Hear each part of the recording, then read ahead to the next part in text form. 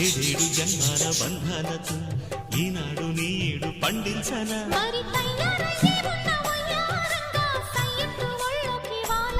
చూసుకొచ్చానమ్మా చూడు ఉత్సాహంగా చిన్నారి వన్నెల్ని ఏలంగా ప్రతిక్షణం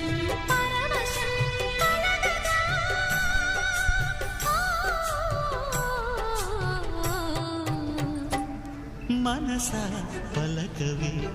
మధుమాసపు కోయిలవై చెలివే తెలుపవే చిగురాశల గీతికవై